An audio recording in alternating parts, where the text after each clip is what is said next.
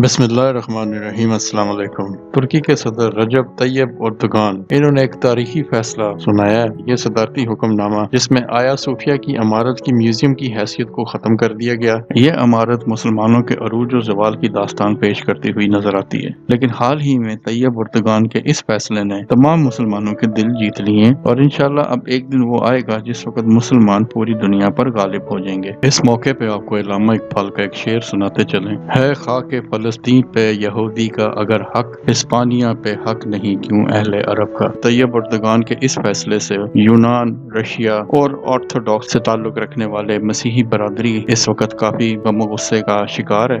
रूस के Orthodox church ने तुर्की की अदालत के इस फैसले पर अफसोस का इजहार करते हुए कहा है कि अदालत ने आया सूफिया के बारे में फैसला सुनाते हुए इनके तहफ़्फ़ुज़ात को अहमियत नहीं दी और अब तुर्की में इस फैसले की वजह से ऑर्थोडॉक्स कम्युनिटी और मुसलमानों के दरमियान इख्तिलाफात ज्यादा बढ़ने का खदशा भी है।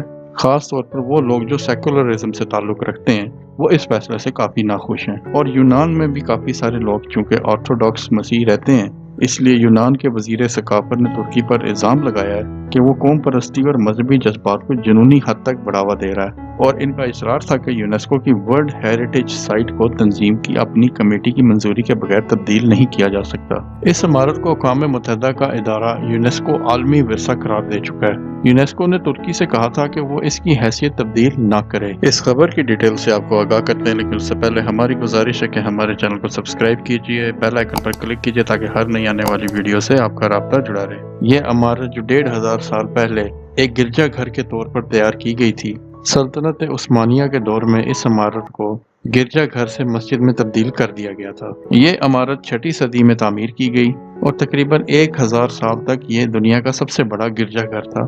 सल्तनत उस्मानिया ने जब 1453 में इस शहर को फतह किया तो इसे एक मस्जिद बना दिया गया।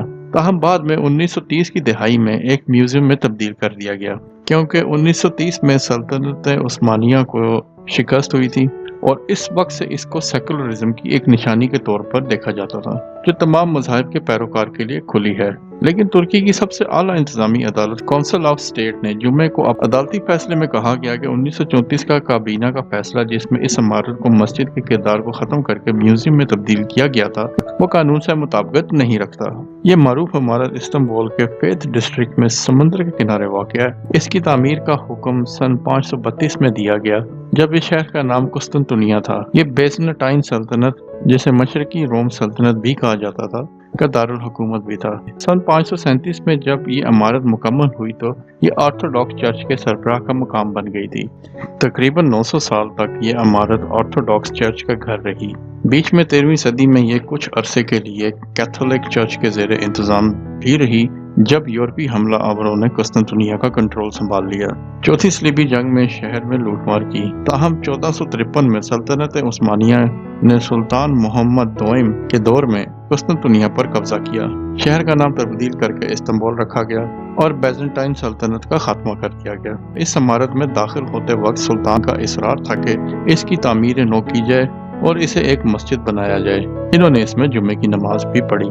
सल्तनत उस्मानिया के मेमारों ने ऑर्थोडॉक्स निशानियां मिटा दी और इमारत के साथ मीनार खड़े कर दिए। पहली जंग अज़ीम में जब सल्तनत उस्मानिया को शिकस्त हुई तो कौम परस्त सियासी कुव्वतें उभर कर सामने आईं, जिससे जदीद तुर्की ने जन्म लिया। मुस्तफा कमाल अतातुर्क ने इमारत को एक म्यूजियम बनाने का हुक्म दिया और 1935 में इसे आम लोगों के लिए खोल दिया गया।